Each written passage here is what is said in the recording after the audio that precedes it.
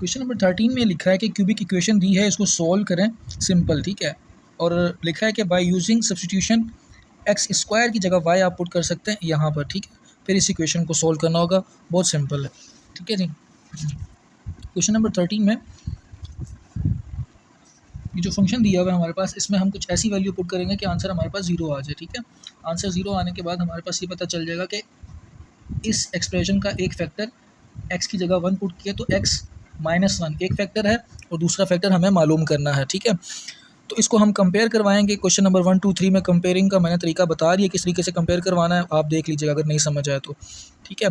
इसके बाद हमारे पास कंपेयर करवाने के बाद a, b और c की वैल्यू दोबारा हम पुट करेंगे, तो ये वाला जो एक्सप्रेशन है वो ऐसा बन जाएगा और इसको हम फैक्टराइज करके 2 इसके फैक्टर बना लेंगे और ये सोल्व हो जाएगा, ठीक है। इसके बाद जो दूसरा पॉइंट उन्होंने लिखा है कि इस एक्सप्रेशन को सोल्व करें, एक्स स्क्वायर की जगह वाई पुट कर सकते हैं, ठीक है। ये एक हिंट दिया हुआ है। तो 6 को मैं इस तरीके से ब्रेक कर सकता हूँ 2 और 3 में, ठीक है। यहाँ पर मैं 4 को ब्रेक कर सकता हूँ, ठीक है। और यहाँ एक्स स्क्वायर है हमारे पास, तो मैं इन सब की जगह पे एक्स स्क्वायर की जगह वाई लिख देता हूँ, ठीक है। और बिल्कुल देखें ये वाली जो इक्वेशन बनी है इसको सोल्व करना है आपने। ये देखें इस इक्वेशन में और इसमें जो गिवन इक्वेशन थी दोनों सेम है, तो जो इसका आंसर आया है वही इस इक्वेशन का आंसर आएगा, ठीक है। इस इक्वेशन ऊपर वाली इक्वेशन का क्या आंसर आया, x1 x4 आया और x2 आया, ठीक है, x-4 आया। तो यहाँ पर y की भी 3 वैल्यूज़ आ जाएंगी, y1 -4 और 2। इन्हीं 3 वैल्यूज़ को हम देखें, y की एक वैल्यू आ गई 1, इसको हम ऐसे यहाँ सोल्व कर लेते हैं। y की एक वैल्यू आ गई 1, तो हमने क्या पुट किया था, y की जगह पे एक्स स्क्वायर था ना, हमें x की वैल्यू मालूम करनी है, तो रूट लगा दें। 1 की जगह रूट लगेगा तो प्लस माइनस हो जाएगा, इसके ऊपर रूट लगेगा तो ये माइनस में यानी इमेजिनरी नंबर आ जाएगा, ठीक है। अच्छा, इसके ऊपर रूट लगाएंगे तो प्लस माइनस √2 आ जाएगा, ठीक है। तो यही बस हमें 3 वैल्यूज इस इक्वेशन को भी ऐसे ही सोल्व करना था। नंबर 14 में दिया हुआ है कि एक इक्वेशन दी है जो कि डिविजिबल बाय दिस, यानी x की वैल्यू b/2 पुट कर सकते हैं हम, ठीक है। और हमें कुछ ऐसी वैल्यू बनानी है, ऐसी इक्वेशन बनानी है, ठीक है। देखें ये डिवाइज़र हमें दिया हुआ था, इस डिवाइज़र की जगह पे हम -b/2 लिख सकते हैं, ठीक है। ये डिवाइज़र हमें दिया हुआ है, इस डिवाइज़र की जगह हम x = -b/2 लिख सकते हैं, ठीक है। अच्छा जी, अब देखें x की जगह पे, अब क्वेश्चन नंबर 4 में दिया हुआ है कि ये जो वैल्यू है ये डिविजिबल बाय है, यानी डिविजिबल है, तो आंसर क्या आना चाहिए 0, ठीक है। तो इसकी जगह मैं 0 पुट कर दूंगा और x की जगह पे -b/2, जहाँ जहाँ x है वहाँ -b/2। इस पूरे को मैं सोल्व करवाऊँगा तो आखिर में मेरे पास कुछ ऐसी वैल्यू बच जाएगी, ठीक है। अच्छा जी, यही मुझे प्रूव करनी थी क्वेश्चन नंबर 14A में, ठीक है। 14B में दिया कि find the possible value of b। अब देखें b की जगह पर मैं कुछ ऐसा नंबर पुट करूँगा कि आंसर 0 आ जाए, ठीक है। तो हमारे पास पता चल जाएगा कि b का एक फैक्टर आ गया b+2, एक फैक्टर आ गया, दूसरा फैक्टर हमें मालूम करना है। वही क्वेश्चन जो क्वेश्चन नंबर 1, 2 में जो तरीका किया था हमने, इसको कंपेयर करवाएंगे और कंपेयर करवाने के बाद p, c और q की वैल्यू आ जाएगी, ठीक है।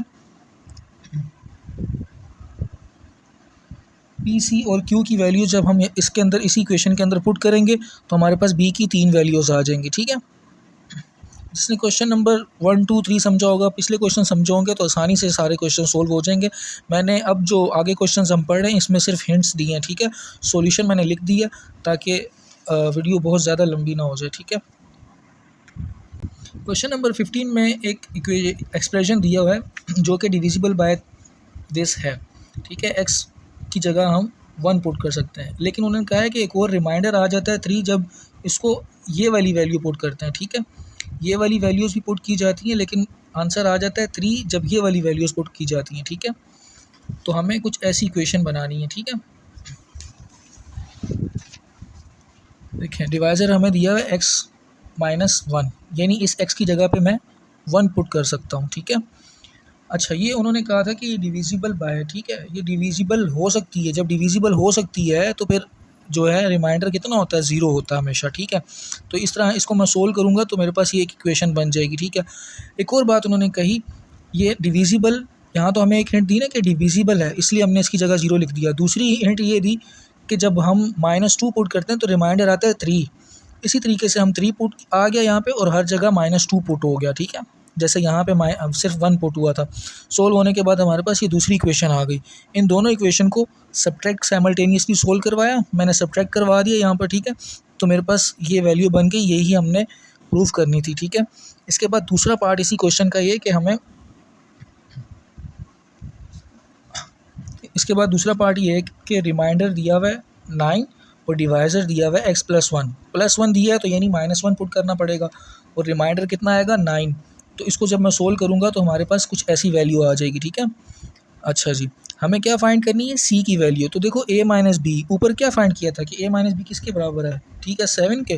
तो a माइनस बी की जगह पे 7 लिख दिया प्लस c, वही 7 जो जाके माइनस हो जाएगा तो c की वैल्यू 4 आ जाएगी। बस यही फाइंड करनी थी।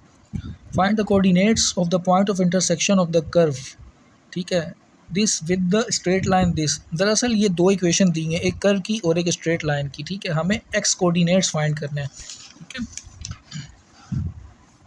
देखिए ये दो इक्वेशंस दी हैं जैसे क्वेश्चन में दी थी, ठीक है। अच्छा जी, एक्स कोऑर्डिनेट फाइंड करने यानी एट इंटरसेक्शन। देखें इस वाई की जगह पे मैं ऐसे लिख सकता हूँ 4x, यहाँ 4x = 13x + 6। इस चीज़ को मैं यहाँ पर लिख देता हूँ, ठीक है, 4x3। इसको मैंने यहाँ लिख दिया। अब ऐसा नंबर पुट करना है कि आंसर आ जाए 0। तो मेरे पास एक फैक्टर बन गया, ठीक है, ये वाला -2।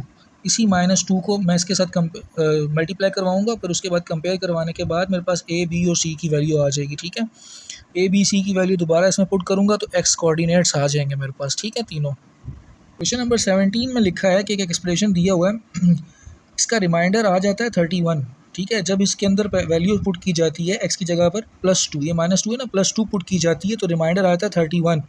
फाइंड करें वैल्यू ऑफ a, ठीक है। तो इसको करने का तरीका ये रहेगा कि देखें डिवाइज़र हमारे पास गिवन है, रिमाइंडर भी हमें गिवन है, ठीक है। डिवाइज़र हम हमेशा यहाँ लिखते हैं और रिमाइंडर कितना आ जाएगा हमारे पास 31। तो उसको जब हम सोल्व करेंगे तो हमारे पास a की वैल्यू आ जाएगी। देखिए मैं हिंट दे के समझाऊँगा, आगे भी क्वेश्चन हैं, ठीक है। अच्छा जी, a की वैल्यू आ गई मेरे पास। इसी के दूसरे पार्ट में लिखा है कि g ऑफ x, एक और फंक्शन दिया हुआ है इन्होंने कि ये देखें ये g ऑफ x ये भी है और ये भी है, तो क्या इन दोनों को मैं इक्वेट करवा सकता हूँ ना। तो calculate value of b and c, इन दोनों को इक्वेट करवाएंगे तो यहाँ पर हमें c की वैल्यू भी और b की वैल्यू भी मिल जाएगी, ठीक है। मैंने दोनों फंक्शंस को इक्वेट करवा दिया। तो a अगर मैं 4 पुट कर दूँ, ये हमारे पास आया, और x की वैल्यू 1 पुट कर दूँ तो हमारे पास c बच जाएगा, c की वैल्यू आ जाएगी हमारे पास, सिर्फ c वेरिएबल रह जाएगा ना। अच्छा देखिए मैं दोनों को इक्वेट करवा सकता हूँ, तो फिर इसको मैंने अभी 3rd डिग्री इक्वेशन की तरह बनाना है, ठीक है। तो मैं x को मल्टीप्लाई करवा दूँगा, तो जब मल्टीप्लाई करवाने के बाद ऐसी टर्म्स बन जाएंगी, उसमें से मैं x² कॉमन ले लूँगा, x कॉमन ले लूँगा, x³ अलग लिख लूँगा, तो x³ को x³ के साथ मैं कंपेयर करवाऊँगा, ठीक है।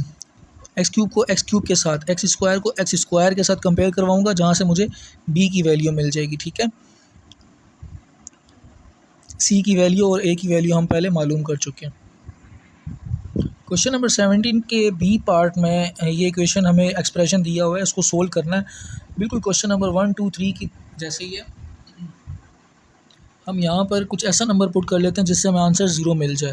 तो इससे हमें एक फैक्टर मिल जाएगा x+1, दूसरा फैक्टर और तीसरा, क्योंकि ये 3rd डिग्री इक्वेशन है तो 3 फैक्टर बनेंगे, वो फैक्टर्स हमने मालूम करने हैं, ठीक है। a, b और c की वैल्यू कंपेयर करवाने के बाद मालूम हो जाएगी, जैसे क्वेश्चन नंबर 1, 2 और 3 में मालूम की थी, जिसमें मैंने ब्रीफली हर स्टेप किया हुआ है। अगर समझ ना आए तो वहाँ से ज़रूर देख लीजिएगा, ठीक है। a, b और c की वैल्यू दोबारा मैंने इस इक्वेशन में पुट की तो मेरे पास x की कुछ ऐसी वैल्यू बन गई। देखिए अब x की एक वैल्यू आ रही है और दूसरी, मैं यहाँ पे चाहूँ तो फैक्टर बना सकता हूँ, ठीक है, लेकिन यहाँ फैक्टर बन नहीं रहे, इसीलिए x की एक वैल्यू तो आ गई -1, दूसरी वैल्यू को लाने के लिए फैक्टर बनाने हैं, फैक्टर नहीं बन रहे तो फिर मैं क्वाड्रेटिक फार्मूला यूज़ करूँगा, ठीक है।